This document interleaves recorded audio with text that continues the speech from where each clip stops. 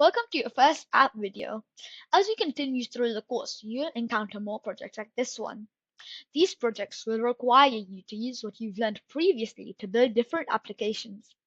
Today, we're going to build a simple calculator app. I'll guide you through the process step by step, and you'll learn some new things along the way. So let's dive in. Alright, let's get started. Open up your IDE. We're going to write some Python code to create our calculator. First, let's outline how we're going to build this. Our calculator will need to take an equation from the user, process it, and provide the result. So the basic flow will be get input from the user, process this input to determine the result, and then display the result to the user. Let's get started by getting input from the user. In Python, we can use the input function for this. Here's how it works. Let's first create a variable to hold the user input, and set it the input, and the prompt could be, what is your equation? And this and this. And right now, let's just print it back to us. Print user input. Now let's run this. What's your equation? I'll say 1 plus 2. And we get that printed back. What is your equation? Next, we need to handle the operator.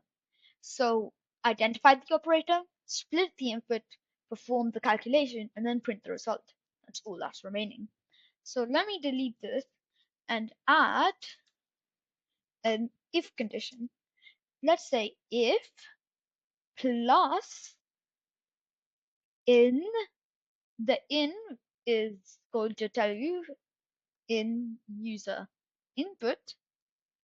Then let's initialize a variable. Okay. Operator equals empty string, and over here operator equals plus. Operator equals plus. Now let's just copy this code and paste it and change this to a minus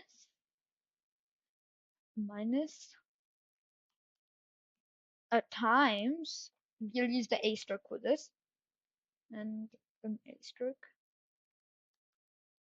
and a division, the forward slash. Now we have to split the input and get the numbers.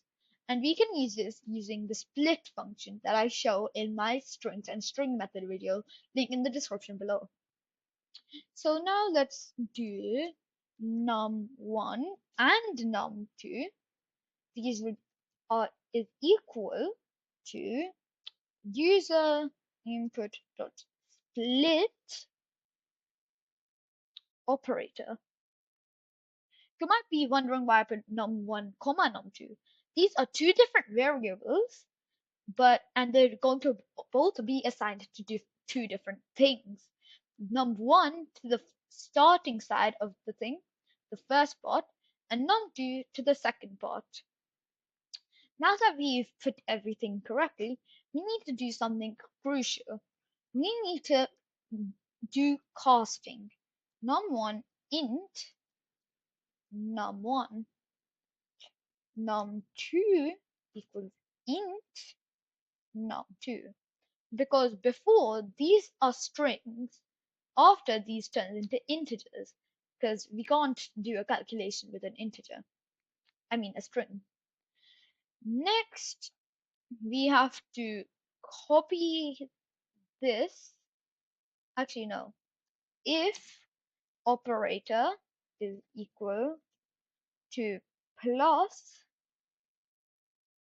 then do result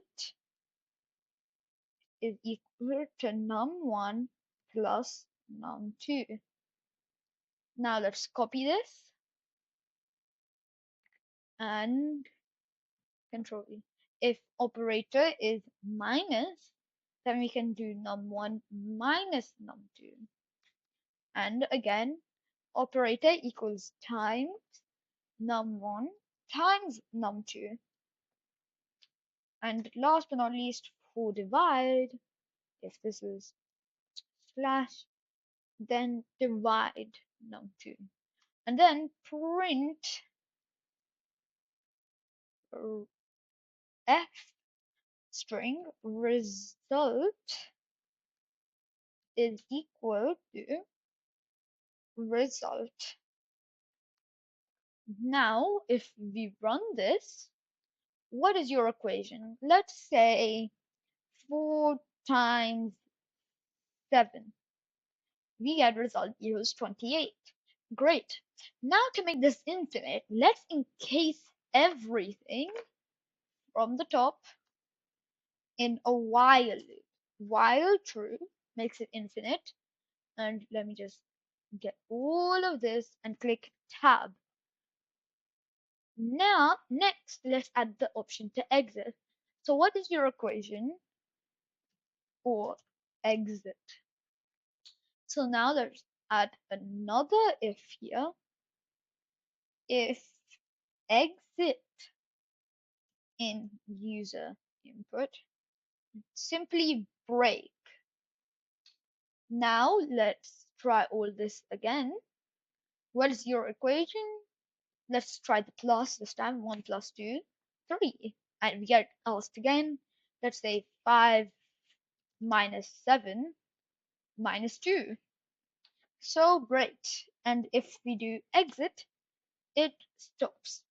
So thank you for watching. Please like, share, subscribe. Goodbye.